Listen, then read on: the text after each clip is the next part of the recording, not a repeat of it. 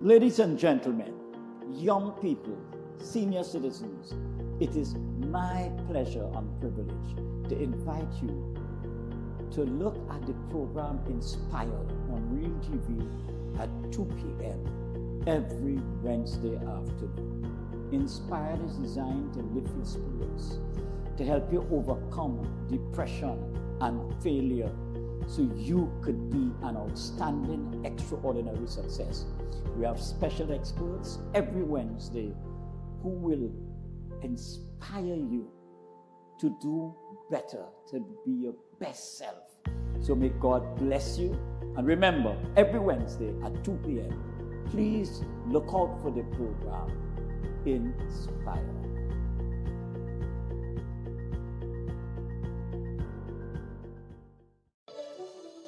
Hi, I'm Zalisa Budu Singh Rupani, and I'm inviting you to join me for Conversations with Zalisa right here on Real TV.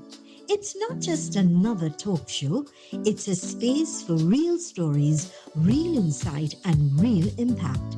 We cover it all: health, law, parenting, relationships, drug and substance abuse, mental health, social issues, and so much more, with expert guests who help bring clarity to life's most important questions.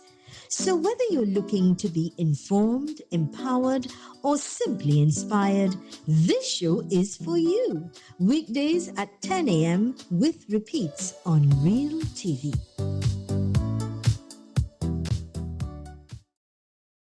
Macon Construction Company Limited. Save big whilst building stronger. We build with our Macon innovative building systems, which provides high wind speed, earthquake, sea blast and fire resistance, is thermally and acoustically insulated, provides improved construction timelines and cost savings. We provide construction services from design to finish and everything in between. Macon Construction Company Limited. Building green today with tomorrow's technology. Contact or visit us today. Ready to take your sales career to the next level? If you have a passion for connecting with clients, building meaningful relationships, and delivering results, we want you on our team. Join a dynamic, motivated environment where your experience matters, your ideas are valued, and your drive defines your success. Step into a role with real opportunity. Join the sales team at Real TV, where your future begins. Call us today at 292-6470 or WhatsApp us at 384-7142. You can also send an email to realtv.corporate@gmail.com. You're viewing Real TV, ultimate in programming. Thanks for choosing us.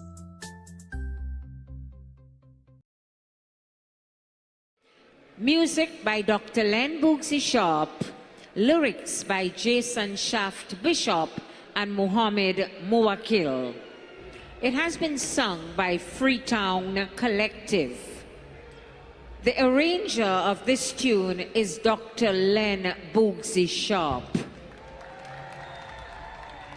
Ladies and gentlemen, here to play for us, Trouble. Please put your hands together and warmly welcome band number 9, Phase 2 Pan Groove. Trouble.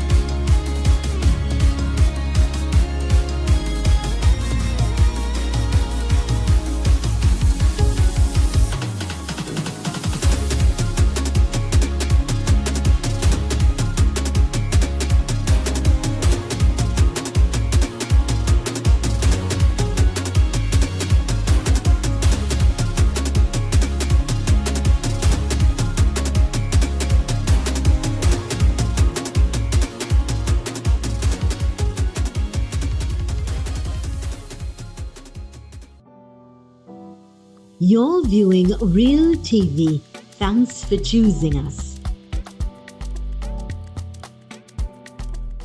Are you reliable, self-motivated, a good communicator, and experienced in sales? Then Good Price Wholesalers is the right opportunity for you. We are looking for individuals to join our sales team in Central and South. Applicants must have their own vehicle, sales experience, good communication skills, and a strong work ethic. If you're ready to be part of a committed and professional team, we want to hear from you. Visit us at number 5 La Pastora Road, Santa Cruz, or call 338-9884 for serious enquiries. Ready to take your sales career to the next level? If you have a passion for connecting with clients, building meaningful relationships, and delivering results, we want you on our team. Join a dynamic, motivated environment where your experience matters, your ideas are valued, and your drive defines your success. Step into a role with real opportunity. Join the sales team at Real TV, where your future begins. Call us today at 292-6470 or WhatsApp us at 384-7142. You can also send an email to realtv.corporate@gmail.com. Join me, your host Smitty, on A Man's Perspective, right here on Real TV from 6 to 7 p.m. every Monday. Keep it locked.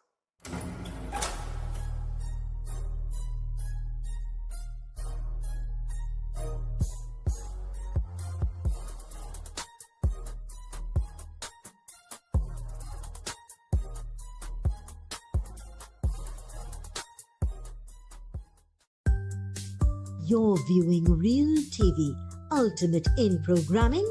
Thanks for choosing us.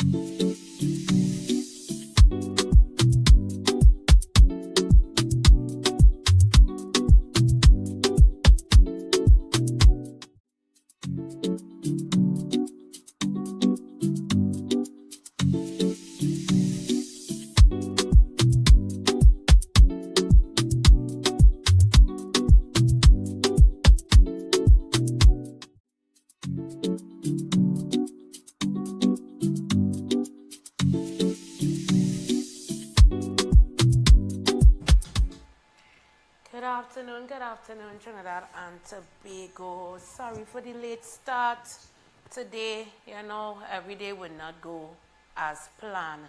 I hope you all enjoyed the beautiful steel band music while you all are waiting for Bridging the Gap to start. So, it is a beautiful Tuesday. And you know, as I said before, sometimes we encounter a lot of mishaps that, you know, could come your way unexpectedly. And that's how life, that's how the cookie crumbles sometimes, right? That's how things happen. We cannot just, we might plan for something and then something else might end up popping up. But while I was on social media and I said I want to get straight into the show one time, and I saw something where I have two minds about it. I have the humane mind about it, and I have the mind where sometimes when always have some people who are in the situation because probably they didn't pay maintenance, or for whatever, could be tickets, traffic tickets, and inside there and waiting for a court date. But there are some that there because they deserve to be there and they need to be there. But at the end of the day, how I look at it, they are all humans. I watch them as a human like you and I. There are some that make mistakes. There are some that get caught up in society, in the bad side of society, and end up there, you know, having to pay the price for that such mistake. And I saw something where they said 11 detainees held at Tetron Barracks and Stourbus Bay in Shagaram must have launched a hunger strike protesting what they describe as an inhumane living conditions and demanding to be transferred out of the military facilities. The protest began yesterday with the inmates refusing all meals. According to their attorneys, the hunger strike will continue until the detainees are returned to what they regard as a standard prison accommodation. I don't know, like them feel like they need to go any higher. I don't know. But let me continue. The prisoners allege that they are being subjected to psychological pressure to force compliance and argue that their continued detention at the military sites violates their constitutional rights. Commissioner of Police Solicitor Guevara dismisses the claims, stressing that the inmates, and I will play that video for you, so I will not go in depth of what Mr. Guevara said, but I will play that video. The detainees, however, contend that the facilities were never intended to function as prisons and that holding them there breaches provisions of the Prisons Act and the 1943 prisons rules. Speaking through an attorney who requested anonymity, the inmates said they have endured significant physical and psychological hardship since being transferred to Chaguaramas. The detainees were relocated under preventative detention order during the recent state of emergency, which ended on January 31st. At the time, the government designated the military facilities as prisons through legislative amendments, citing security concerns as the maximum security prison in Aruca. Meanwhile, several attorneys representing prisoners still housed in Chaguaramas have raised concerns about restricted access to legal counsel and have called on Minister of Homeland Security Roger Alexander and Prison Commissioner Carlos Carraps to intervene. So that's what I said. I have some pros and cons, the humane side and the side where,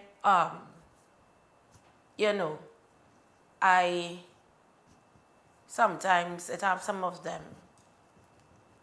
who deserve to be inside of there. But people, I was watching people who were going back and forth, didn't know the difference between being remanded and being in prison. So, they will have the MSP prison where you have to do your sentence, and those who are remanded are innocent until proven guilty, waiting on a court date, waiting on a court hearing. Some of them are there 3 years, waiting on a court hearing and in remand yard, right? So I have pros and cons about it. And I had some videos because at the same time, I have seen videos over the years where interviews were done, and even videos that even the inmates have done and were viral and circulating the conditions that they were living under. I understand that prison not supposed to be the Hayate, or Radisson Hotel. But you still have to think about the health care of prisoners and prison officers. Because once a prisoner is infected or affected, it automatically prison officers are infected as well. Where it was alleged they had an outbreak in one of the viruses. I couldn't remember exactly what it was. And they had an outbreak and they had to separate some of the prisoners, separate them, those that were infected and those that, didn't get ill at that point in time. They had to separate them and whatever. It is alleged.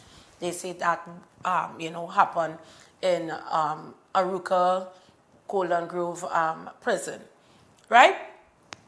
So they said, well, the Commissioner of Police, he dismisses complaints at the Chaguaramas detainees with the hunger strike. So I have a clip there where the Commissioner of Police, Mr. Guevara, made a statement. I did not want to divulge his statement. I wanted you to hear exactly what he had to say. If we can play that clip.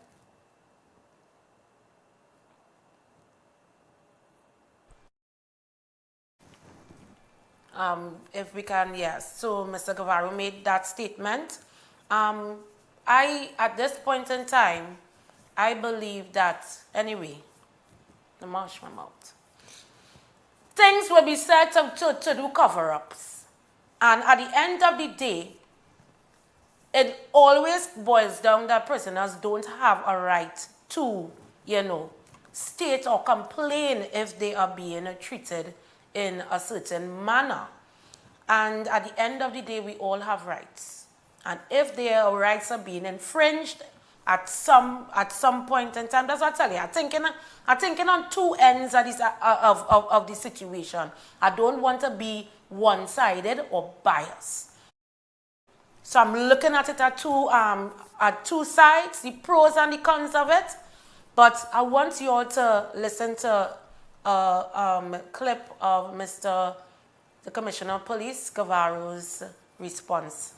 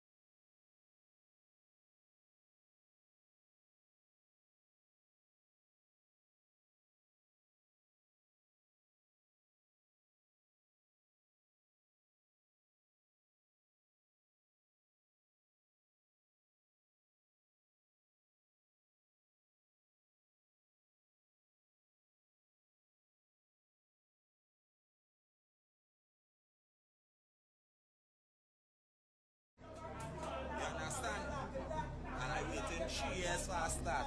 From day one I come in jail, my lawyer ready. You understand? I waited for a start, low court, and then it might take me 5 years before I get the start, and when I get the start, I hear next exercises. And then what happens to your children? 5 more years. And then what happens to your children? They fatherless, nothing to go on for them. My child more rather go shoe and handle, she says. You understand? To make ends meet, and my son, I out of life, when I make he come a criminal. Inmates held on remand at different facilities are presumed innocent, and they all say that they are. They are men behind bars charged with DUIs and non-payment of child maintenance, housed among persons accused of some of the most heinous crimes. The Trinidad and Tobago Prison Service is currently unable to separate inmates according to classification of crime due to a lack of space and resources. Every year, the Ministry of National Security is allocated approximately 6% of the more than $50 billion budget. prisons receive roughly 120 million, of which 16 million alone is spent feeding inmates per year. According to the math, the service has to feed roughly 4,000 inmates 3 times a day. It means the quality of food is often edible as opposed to palatable. When CNC3 News visited the remand prison at Golden Grove, the diet was rice, lentil, peas, fried fish and morbi. Remandees told us they were eating to survive.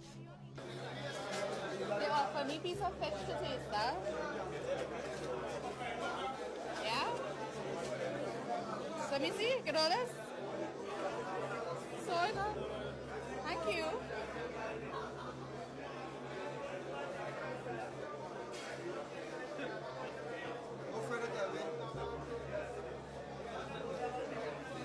It's not bad. It's not too bad. But the rice and being boiled good. The rice and boiled, the rice boiled halfway. Infrastructure at the Port of Spain prison is difficult to maneuver. Remandees say its current design does little to support their presumed innocence, for in 2020, inmates on remand still use slop pails where available. So you will show me. This is night defecation. You need to get night defecation. So you take a Guardian. What newspaper is that? Right, defecation. Right, okay, that's this book. This is Catholic newspaper. Right, so defecation, that's the paper. Defecate on this in the night. Fold up that. Fold up that. Down your fold up that.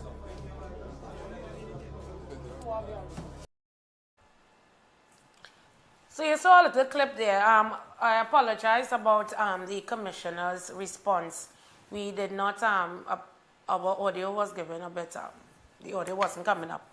But he did made a statement and he said jail is jail. That was his statement, exactly. So he said jail is jail. And I want to get right. He dismissed the claim stressing inmates have no authority to determine where they are housed. Jail is jail. Noting that the prison service assigns detainees based on security needs and available space rather than personal preference.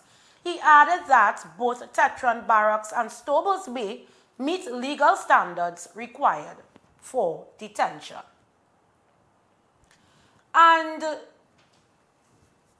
this is where I will somewhat agree with what he says. As a prisoner, if your life is not in danger, because remember in prisons there are different gangs, and some of these gangs are very close in perimeter of each other. And if this person is in a particular gang, and he is close to a gang that is in rivalry with, I will understand for his safekeeping and preserving his life, you will move him somewhere where he would not feel like his life is in danger or threatened. Right? I could understand that. But you as a prisoner, you don't have no choice or no rights. The only right you have is, once your health care is in order, your life is not in danger, you can't tell prison officers where you want to go. You don't have that authority.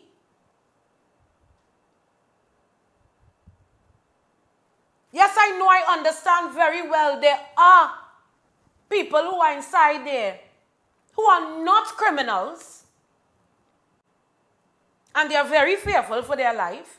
They are not criminals. Some of them are there for child maintenance. Some of them are there for traffic offenses. Some of them are there for DUIs, driving under the influence. That they are not criminals. And they are being treated like a criminal. Because they are remanded, waiting for their court case. That's our biggest problem, you know. Our judicial system is so backed up and backward that we have prisoners inside remand yard who are just there for DUIs. They are not criminals, for DUIs and child maintenance. And they are sitting down in prison for a whole year, waiting for their case to be called because of our judicial backward mentality. I watch cases in America, in a lot of states like Ohio, Illinois, Florida, these different places. And within 2 months, 2 to 3 months, a lot of cases are called and dealt with. Why it have, that's what I'm saying, it have the humane, that aspect that I will look at and I will defend. Because we have too many people sitting down 3-5 years waiting for the case to be called. And why is that? Why should that be? We need to fix our judicial system. It is chaotic. It is in a mess. And at the same time, it has its racketeering. Let us be realistic.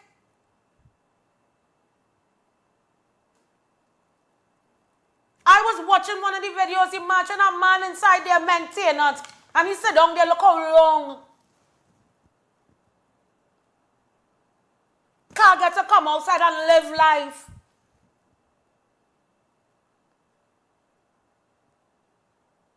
It is ridiculous. So the questions are that was asked, because I wanted to ask this question. Do prisoners deserve harsh treatment?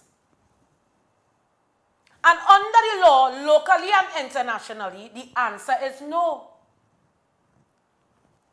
Prison is the punishment itself, which is a loss of liberty, not a license for abuse, neglect, or degrading conditions. And when you see some videos that prisoners make and the conditions inside those prisons, it is really unacceptable and nasty. The conditions that these people living under is ridiculous. Imagine you sleeping and a rat sleeping next to you. Yes, you do the crime and you do the time. But it does not give the right for them to be living where they could get leptospirosis. They could get malaria. It have a lot of prisoners are ill. Got sick, come in the prison healthy and sick like a dog with lifelong illnesses because the lack of taking care of the prison, the conditions. The food, I'm not complaining about the food too much. Because when you watch other parts of the world and the conditions of these, the kind of food that has been eaten in these prisons, Trinidad and Tobago eating ham, lamb, and jam. Because the kind of food you see in some of the parts of the world, bet your bottom dollar, all you're eating ham, lamb, and jam. Sunday, only might get a 1 piece of meat, a rice, a little piece of pie. In some prisons, they don't even get that. I was watching one the other day, and what they ate on a daily basis was peanut butter and bread. So Trinidad, Trinbagonians had to thank God. And I have a video, but we will go for a break. Are we ready for a break, production? Or we could continue? So we're going for a break, and I want to show you one prison in particular. Prisoners in Trinidad and Tobago. Inside a day, sometimes, so they're living in a proper parang compared to some parts of the world. We're going for a break and we'll be right back.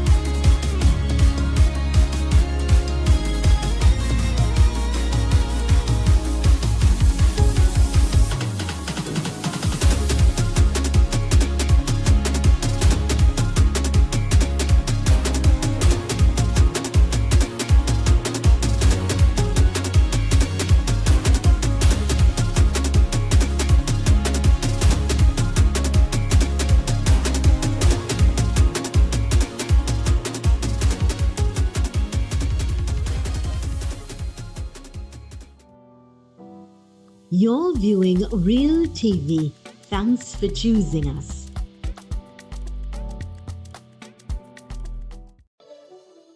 Hi, I'm Zalisa Budusing Rupani, and I'm inviting you to join me for Conversations with Zalisa right here on Real TV. It's not just another talk show, it's a space for real stories, real insight, and real impact. We cover it all: health, law, parenting, relationships, drug and substance abuse, mental health, social issues, and so much more, with expert guests who help bring clarity to life's most important questions. So whether you're looking to be informed, empowered, or simply inspired, this show is for you. Weekdays at 10 a.m. with repeats on Real TV.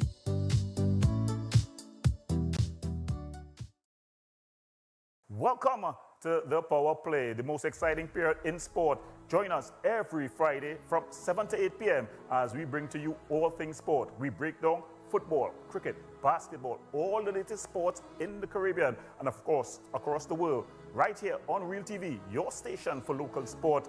Real to the heart, local to the core.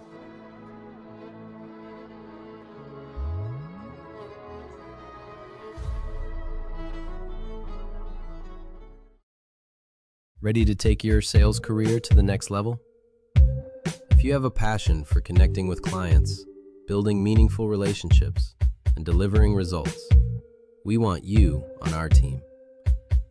Join a dynamic, motivated environment where your experience matters, your ideas are valued, and your drive defines your success. Step into a role with real opportunity. Join the sales team at Real TV, where your future begins. Call us today at 2926470 or WhatsApp us at 3847142. You can also send an email to realtv.corporate@gmail.com.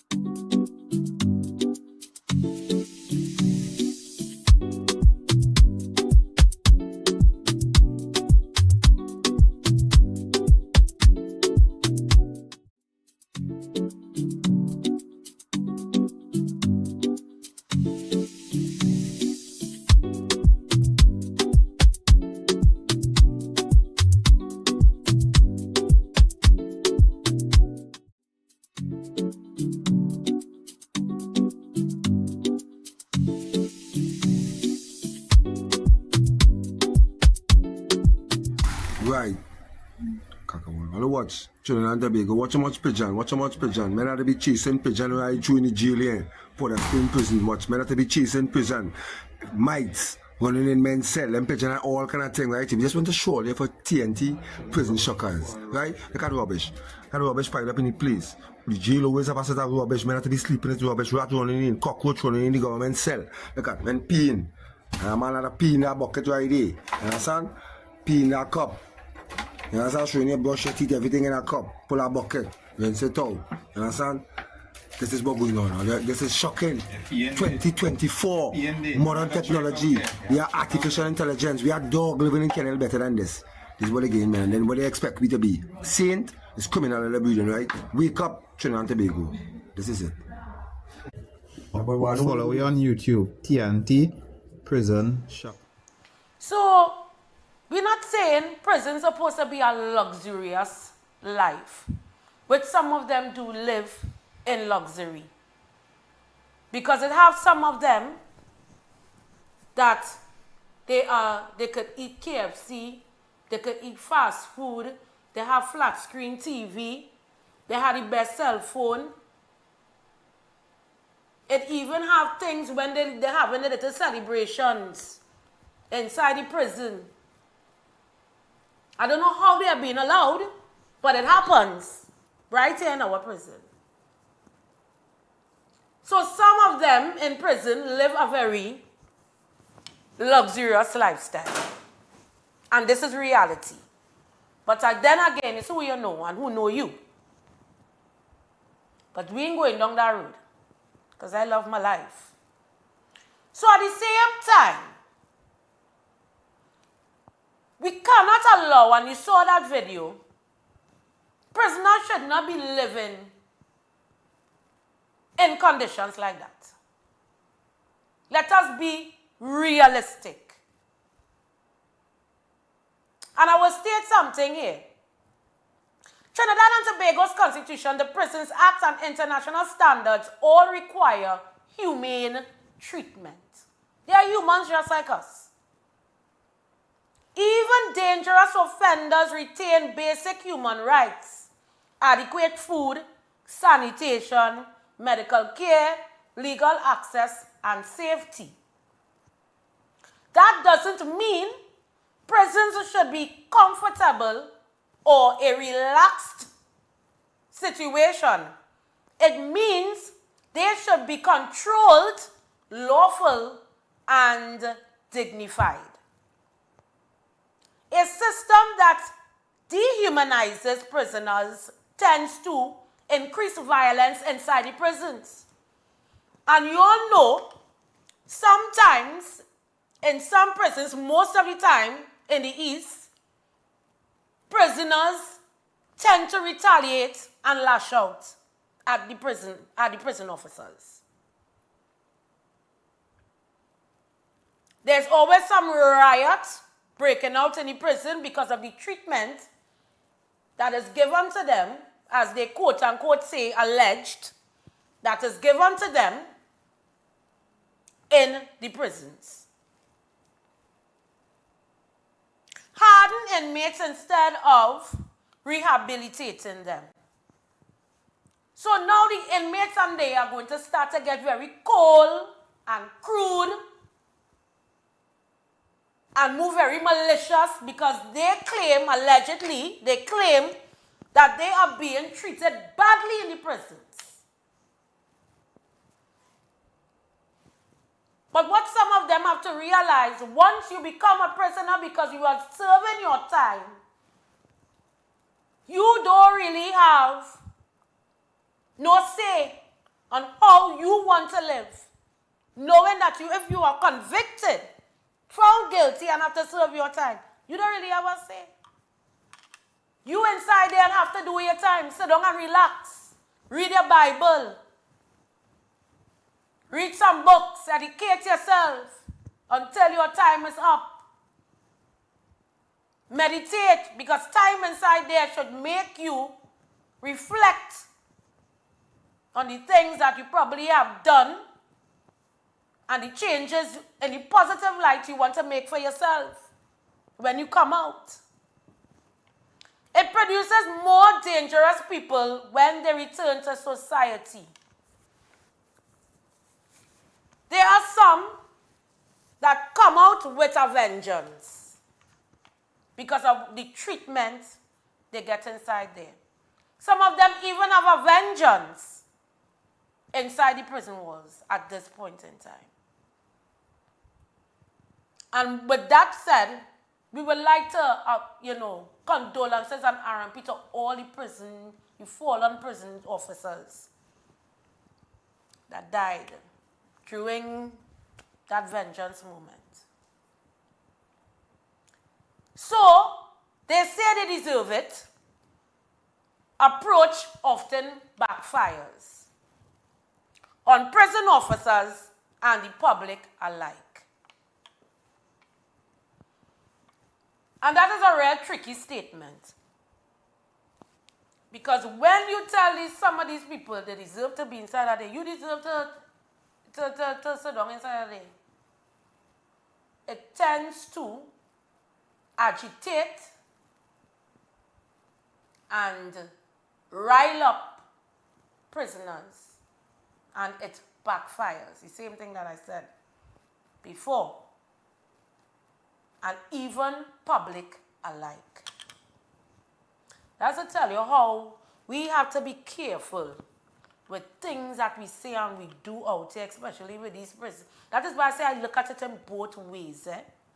Because I find prisoners should not live under unsanitary conditions.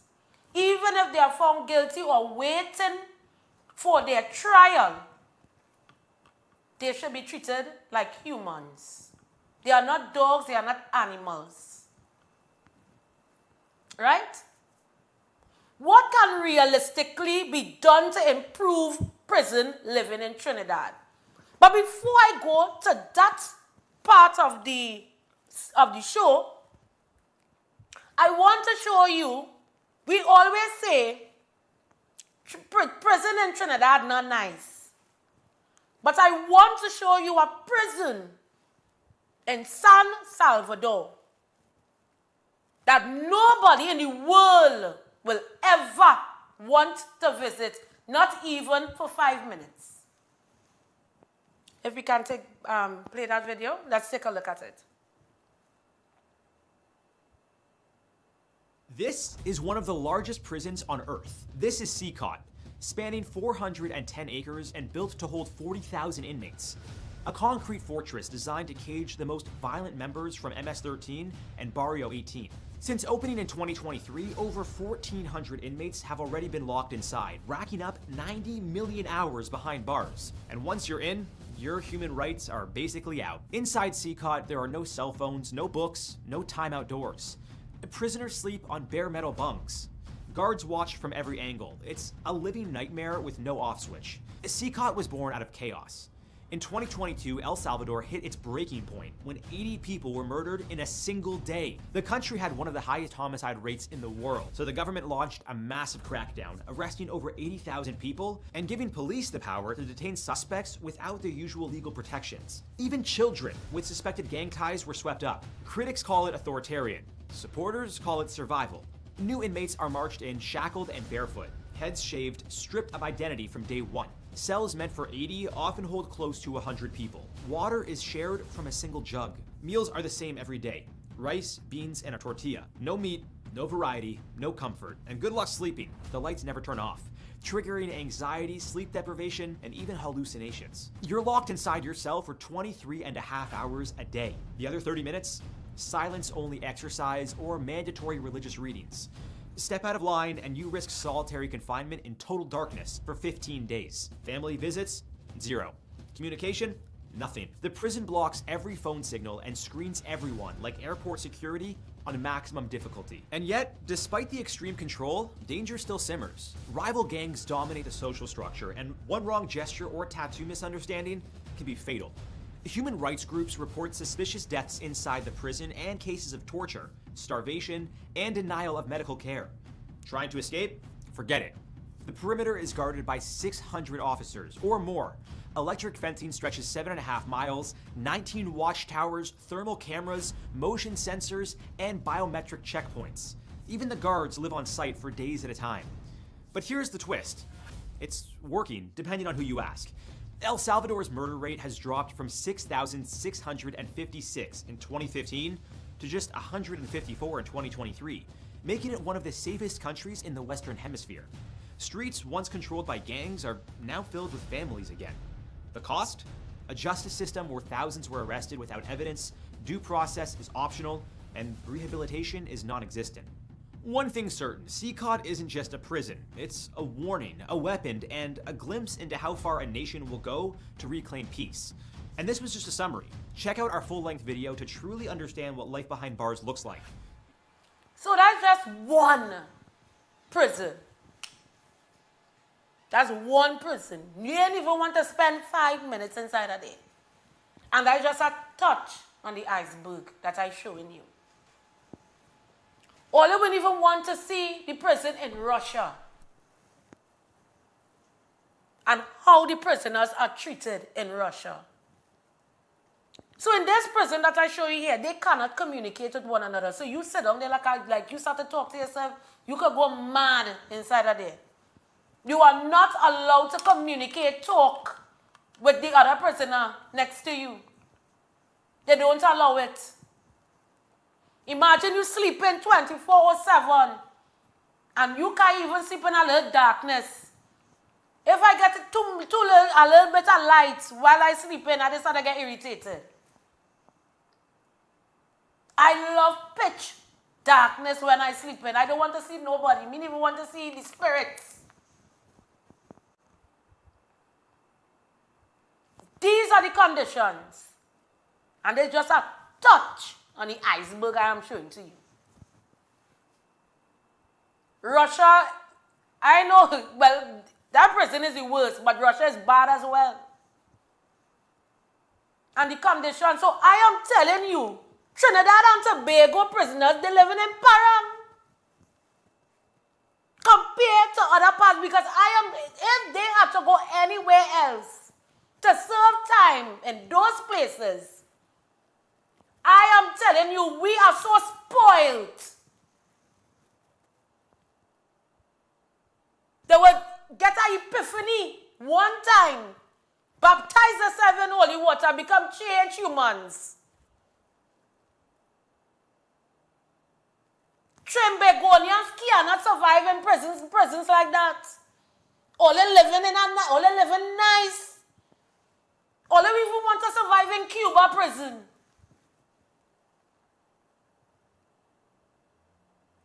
When I see half of them come out, they come out fat.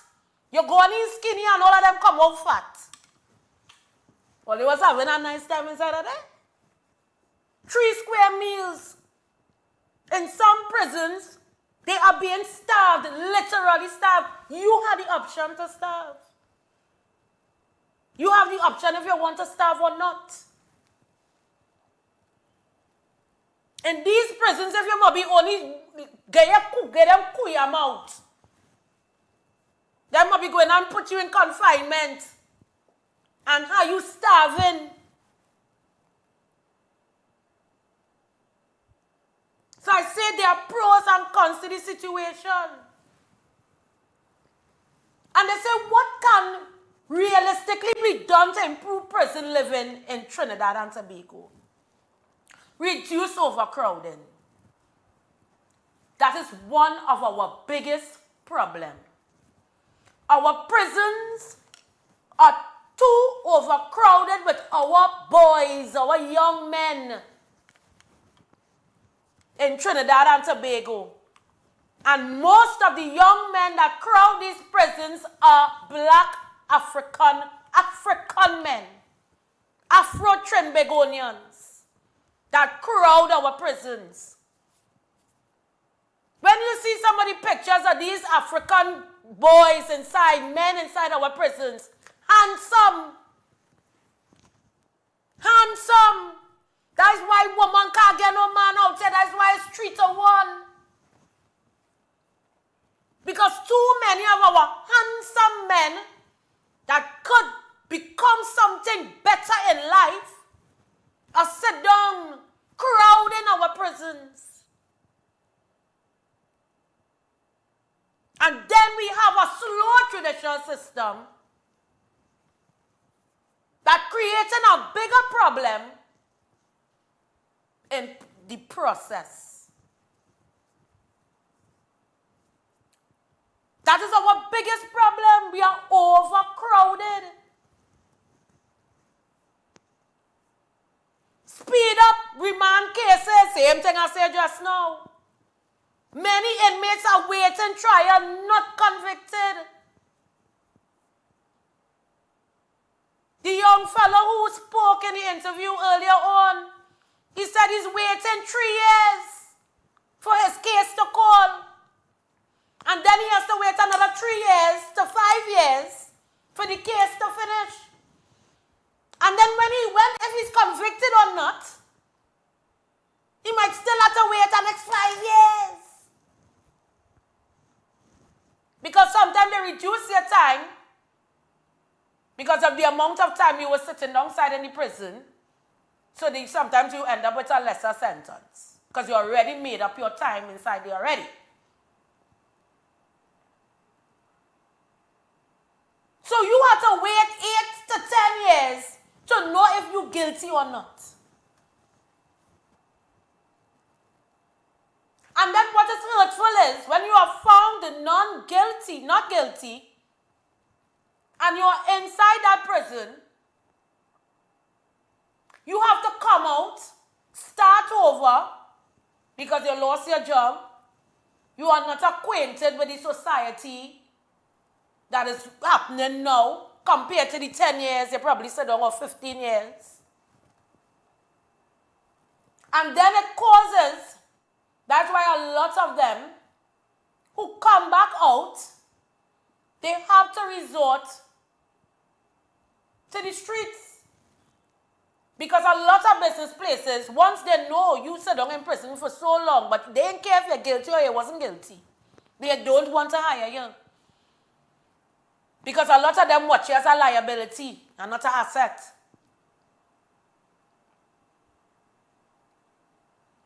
So all these things take place. Too many of our black young men sit down inside a prison. Too many of us. Imagine I was watching one earlier, but I couldn't play because the amount of explicits that was being said. But he said normally it's 3 men to a prison, to a cell. This video they took out this video in last year, 2025. 3 men to a cell. He said it's 8 men to a cell right now. And tonight, they don't know where they're going and sleep. Overcrowded. Remand yard, it is overpopulated with prisoners that are awaiting trial. That is ridiculous. Expand non-custodial sentences for non-violent offenses, like electronic monitoring, community service. In the United States, they have a lot of monitors, ankle monitors. I don't see people with ankle monitors in Trinidad, like we don't have that. To cut down on the amount of people in prison, those that have non-violent offenses, speed up the case.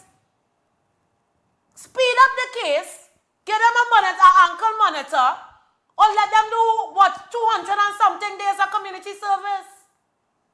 How many hours you always calculate it? To speed up the process.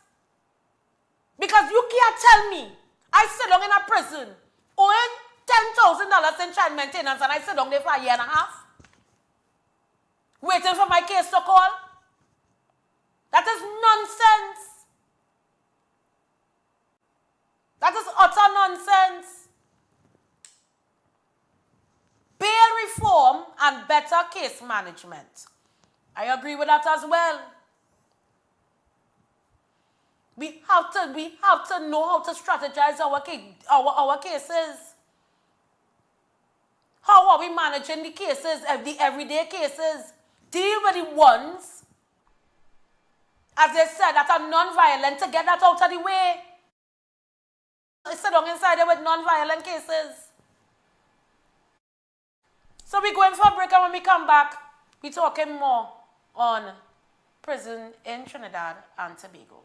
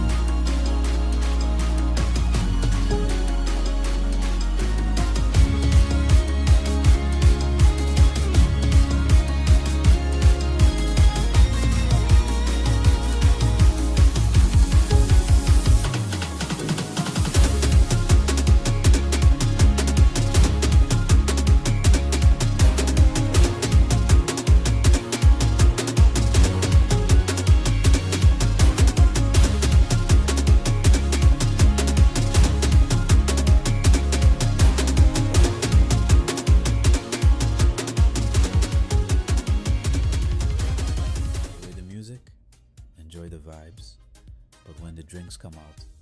The keys stay down. Get a designated driver. Drink responsibly.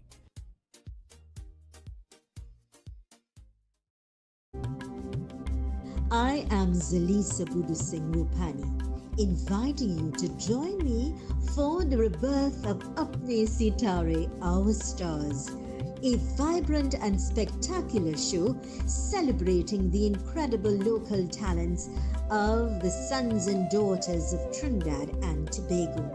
Experience the beauty of our culture through singing, dancing, and musical performances as we keep the arts alive and shining bright.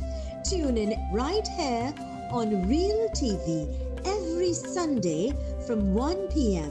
for Apne Sitare, Our Stars. See you there. When security matters most, choose Catch Security Services Limited. We are proudly approved by the Ministry of Homeland Security. We protect your home, business, community, and much more. Our services include professional baton and armed officers, specialized K-9 units, mobile patrols, secure cash pickups, secure transport, and pepper spray applications and supply coming soon. Don't wait. Secure your assets now. Contact Catch Security today. Call 622-6601, email info@cssl-tt.com, or visit our office at 30-32, Saddle Road, Maraval. Ladies and gentlemen, young people, senior citizens, it is my pleasure and privilege to invite you to look at the program Inspire on Real TV at 2 p.m. every Wednesday afternoon. Inspire is designed to lift your spirits, to help you overcome depression and failure so you could be an outstanding, extraordinary success. We have special experts every Wednesday who will inspire you to do better, to be your best self. So may God bless you. And remember, every Wednesday at 2 p.m., please look out for the program Inspire.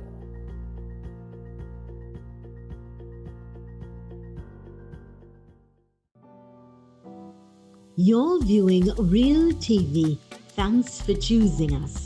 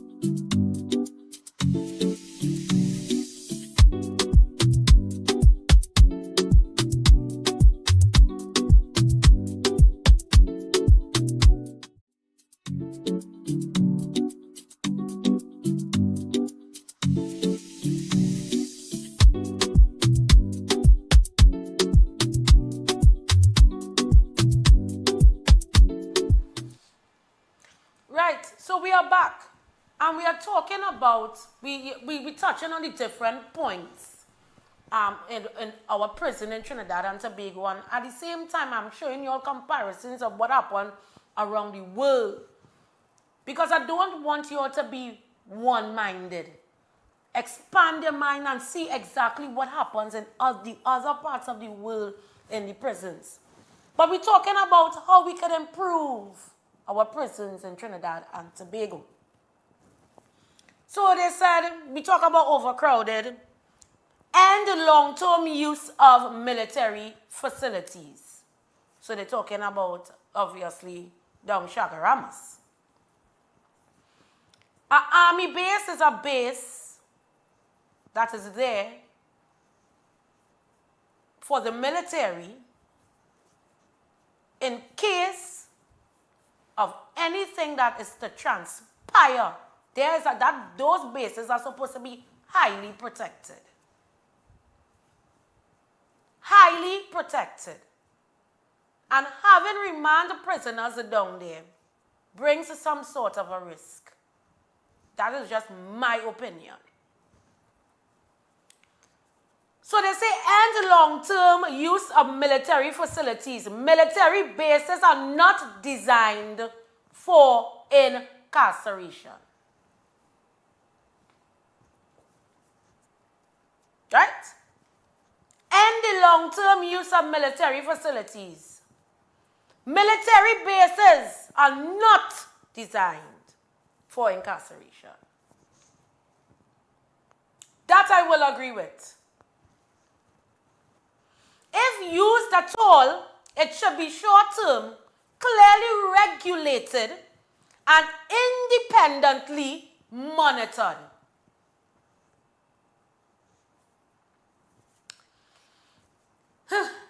Well, let's see what's going on in Chagaramas. But I don't want to touch there because I don't want nobody to say I end up getting political. So let me stay off that. I'm just touching on the points. If it is used at all, it should be short-term, clearly regulated, and independently monitored. I agree with that as well. Permanent reliance on them undermines prison law and fuels legal challenges. Improve basic living standards. I agree with that. Because I said before, these people are human beings and they are not animals. Treat them as such. Because I am telling you, everybody had some family member that went to prison. Everybody had one family member. It could be pumpkin vine. It could be watermelon vine. It could be immediate. But there's one family member I am sure that somebody knows that went to prison. It don't have to be a violent offense. It could be something simple that has been in prison. And you would not want to know that you have a family member inside of there and living under unsanitary conditions where there are rats, roaches, and what people don't know, the amount of pigeons that have there. Pigeon feces carry sicknesses. When you have too many pigeons, you can get a lot of illnesses. Pigeons carry a lot of sickness.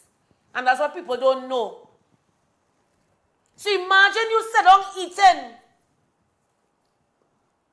and you living in a pigeon-infested place. That is why we have so many outbreaks in our prisons today. Because the place is not sanitary. It is not a healthy space for a human to live in. I wouldn't even put a dog. I wouldn't even take a potong. You know, it always have a brownie potong.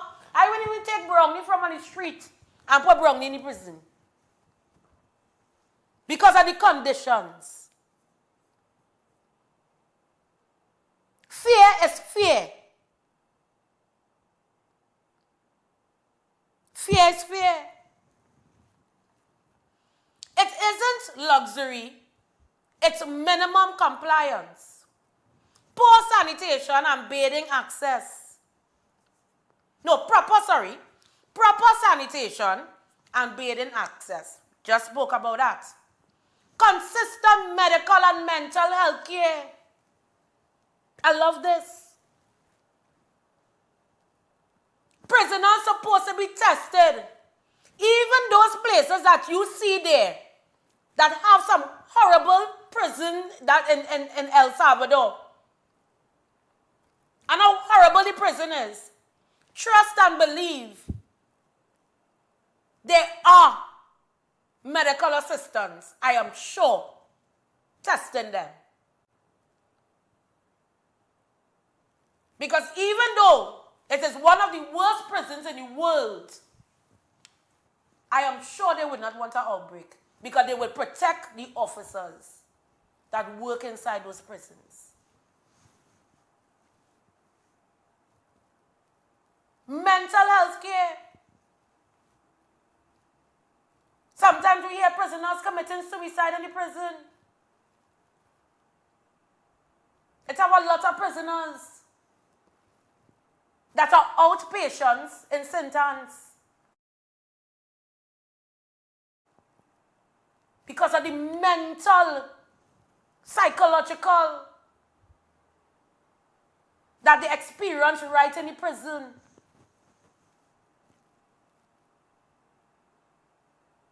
Because remember, all of these people are in one. Bad man, man for child maintenance, man for traffic ticket, man for DUI, man who killed 30 people. All of them living in one cell. So we're going for a break and we're continuing. And I have more videos to bring to you. So stay tuned.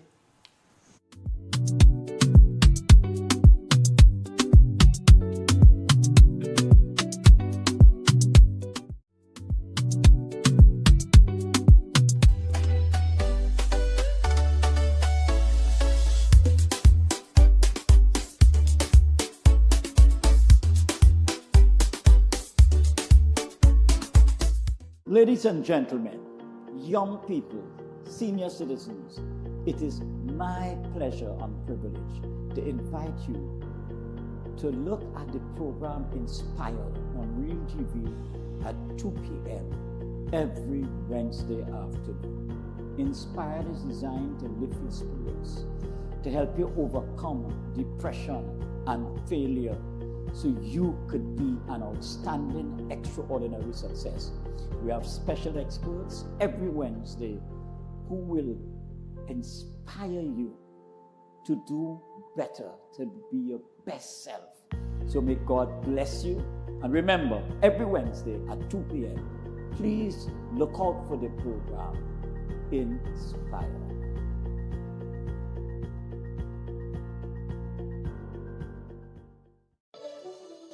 Hi, I'm Zalisa Budusing Rupani, and I'm inviting you to join me for Conversations with Zalisa right here on Real TV.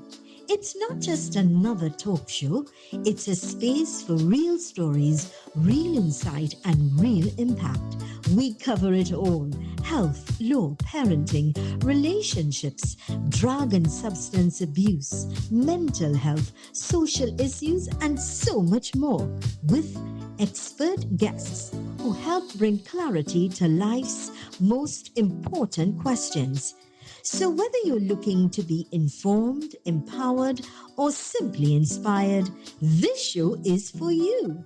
Weekdays at 10 a.m. with repeats on Real TV.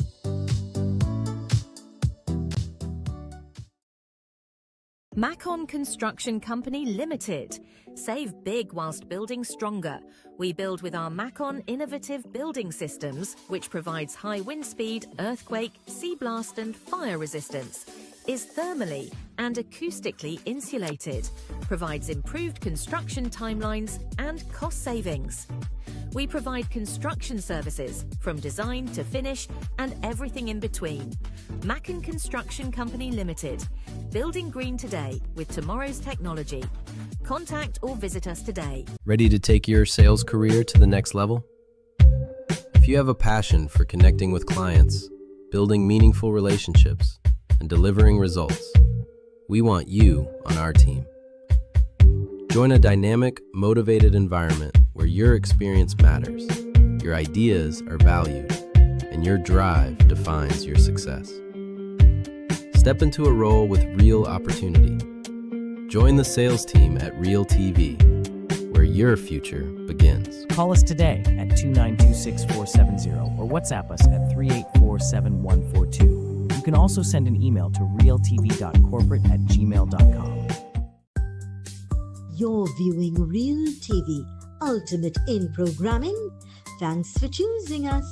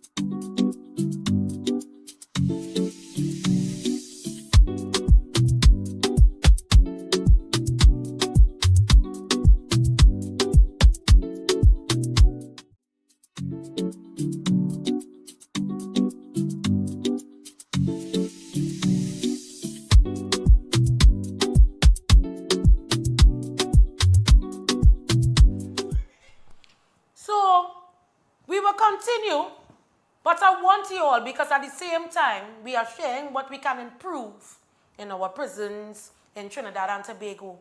But I want you all to see the most dangerous prisons in the world and tell me if some of them boys inside in Trinidad and Tobago here ain't living in para. Take a look. Watch your back, because this is one of the most dangerous prisons in the world. Located in Russia, Patak Island Prison contains some of the most terrifying convicts in the country. They are forced into cells for over 22 hours a day, and the rest of their time is spent in cages. But you think this prison is scary? Well, you haven't seen anything yet. As we take you on a journey to explore prisons around the world, they'll become more dangerous and terrifying as the list goes on. From criminal-run operations to cannibalism. Think you can make it to the end?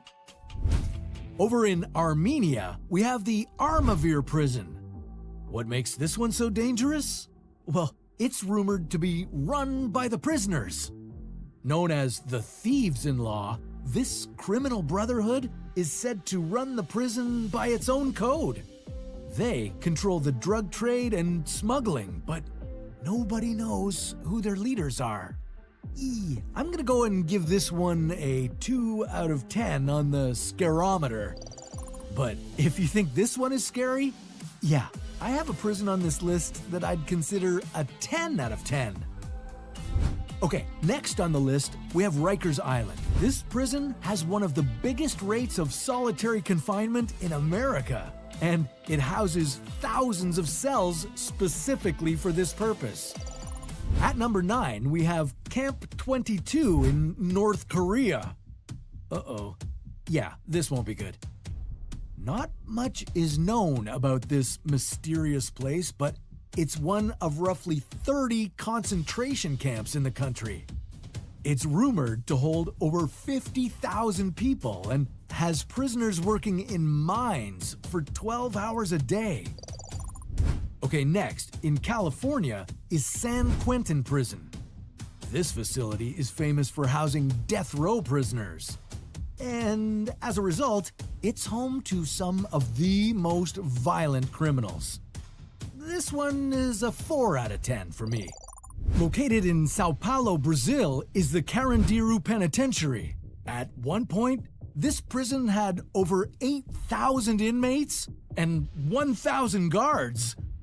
Even with that 8-to-1 ratio, the inmates took over.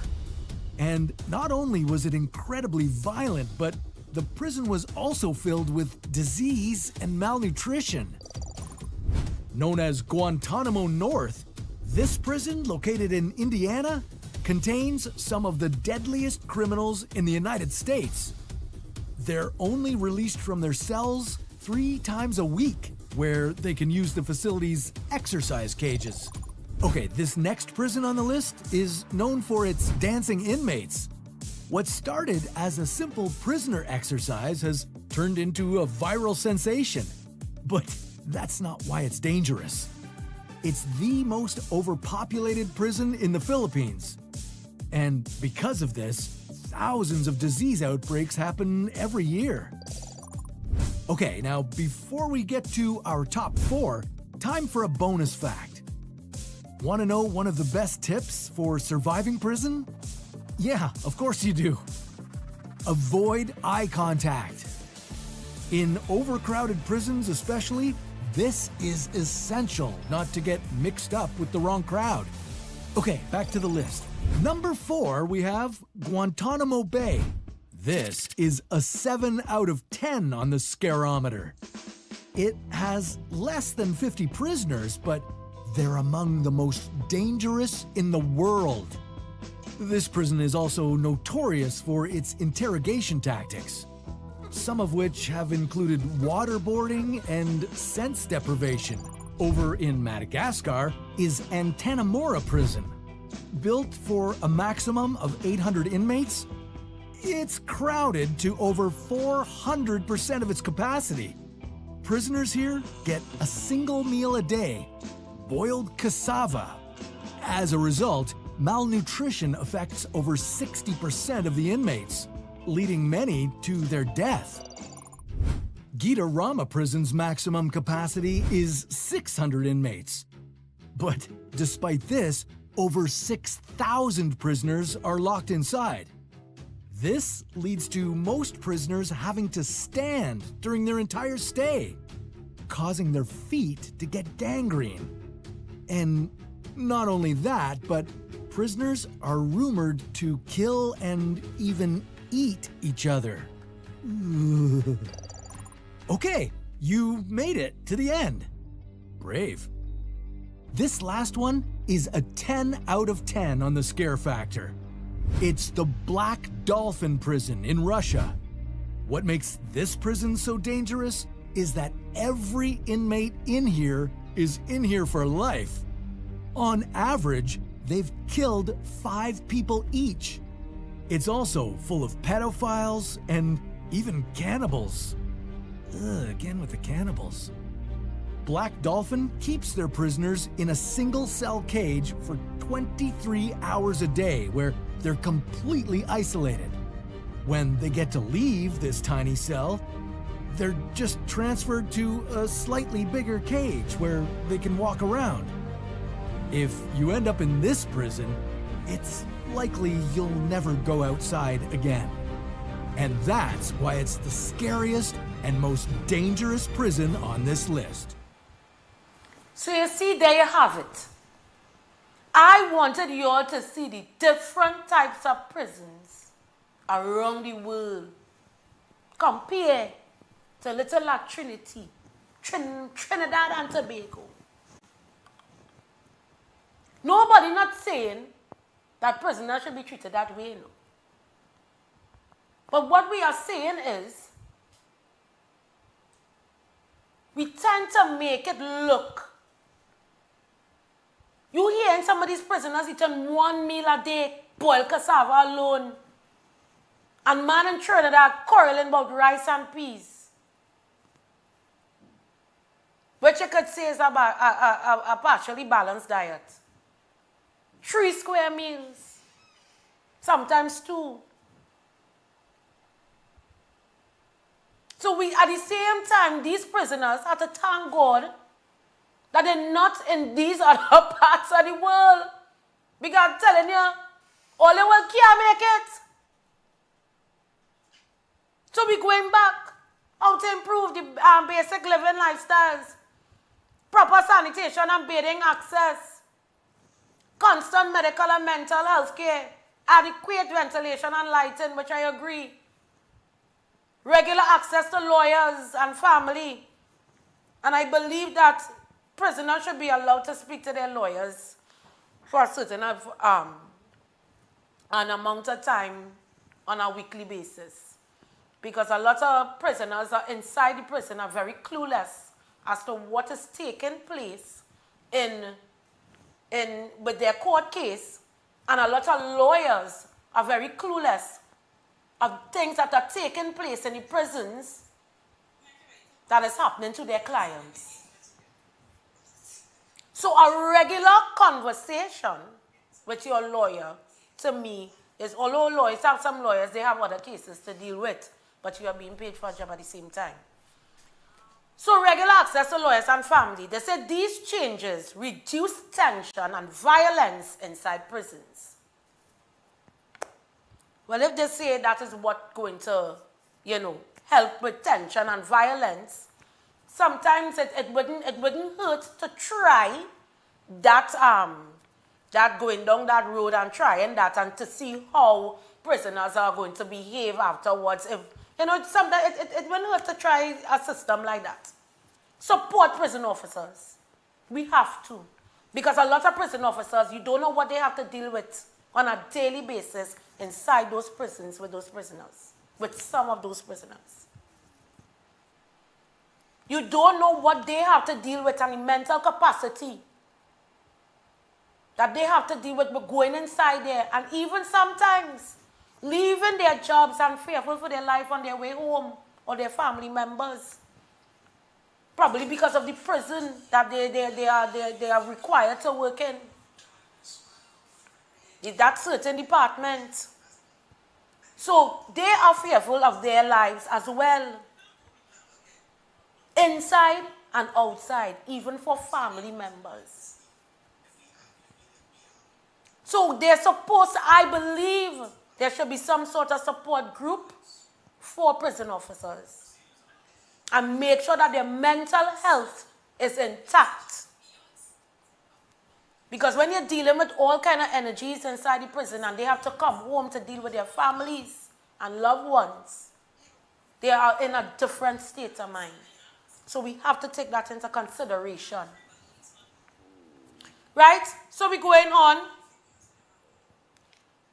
We often overlook better staffing levels and training. I agree with that. This is things that we overlook, oftentimes. Mental health support for officers, and I just spoke about that. That these officers need to sit down and talk with a psychologist on a regular basis. Because when they walk out of that prison, dealing with all those energies, and have to come home to deal with their family and loved ones, it interferes with their mental, because some of them deal with their family like how they're dealing with prisoners inside. It's how some of them deal with their family like how they deal with prisoners. Police officers, same thing. Safer working conditions. When officers are overwhelmed, everyone suffers, including inmates. That is why the riot is break out, because some of them officers, they're scared. If I overwhelmed and I'm tired and I'm working hours, how much hours and for the week, and I have to deal with someone all inside of there, or I'm dealing with a situation outside at home, they tend to take it out on the inmates, some of them, not all.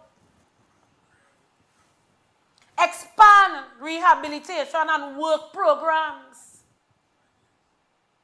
Education and skills training. They do it in the women's prisons. And I think that it should be something that is greatly implemented in the male prisons. Structured daily routines. Drug treatment and counseling. Because though there are some inside of there who were drug addicts, and you know they can't get a fix inside there, so there should be a doctor coming in on a regular basis, giving them treatment and counseling. Idle prisons breed gangs and violence. Structured prisons reduce reoffending. And I say this again, idle prisons breed gangs and violence. Structured prisons reduce reoffending. And there's independent oversight. Strengthen the roles of inspectors, courts, and civil society. Transparent reporting on prison conditions. Why? And this is what I agree with.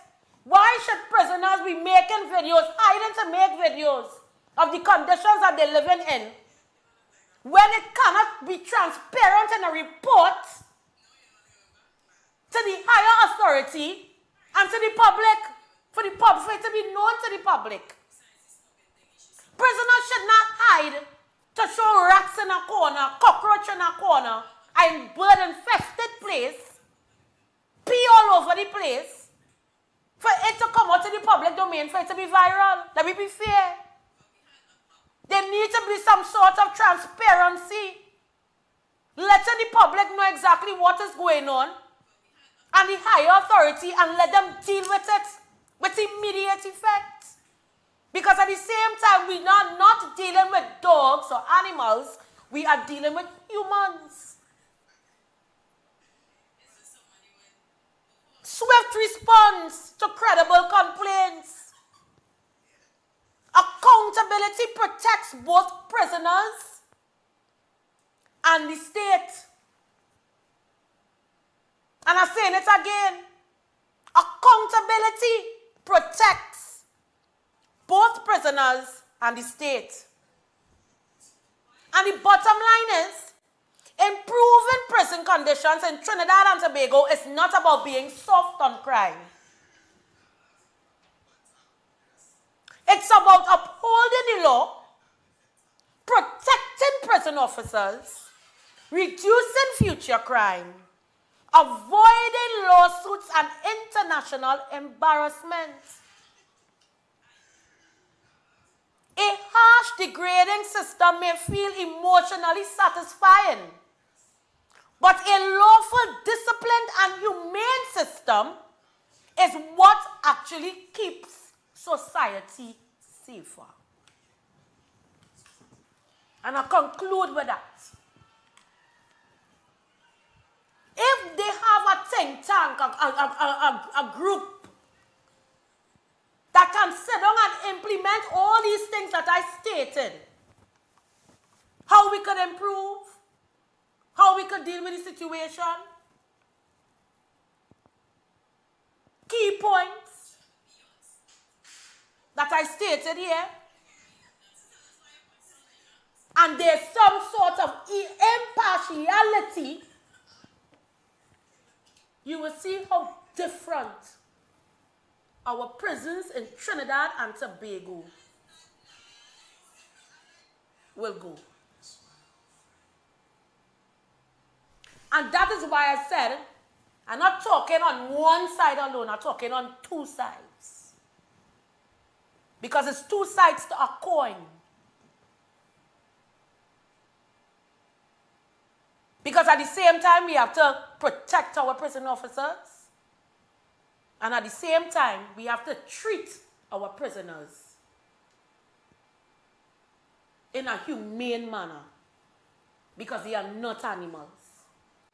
It has some of them who just get on like animals, no, nobody can say no. It has some of them who just get on like animals. Because they say they're born ignorant. But at the same time, they are human beings. And that is why I wanted to bring everything together for you today. So you all can see two sides. And as well as bringing the international side of it for you to see.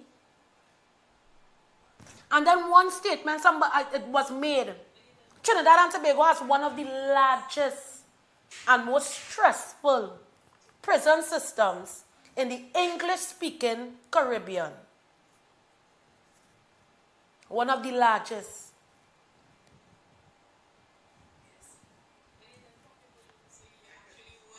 And this should not be. But we have too many of our black boys sit down inside that prison. And these things have to be an eye-opener. Prison is not a hotel. Prison is supposed to be a detention place where you need to meditate, internalize, reflect on mistakes that you have made. So when you come out of the system, you paid your dues, and you come out to the world, that you can be a better citizen and not become worse. But we can't treat our prisoners like that, and we have to protect and support our prison officers. So there's the end of the show today. And I would like to end with could replay that video with the most dangerous. And I want to play that again because I want you all to really internalize how different the world is. So at the same time, let us live in love, peace, harmony, unity. Be safe outside on the nation roads. Remember, God is love, God is light. And let us live in love. Let me tell you something. You see love? Let us continue and let us try to start living in love. So see you all next time, same place, same time, bridging the gap.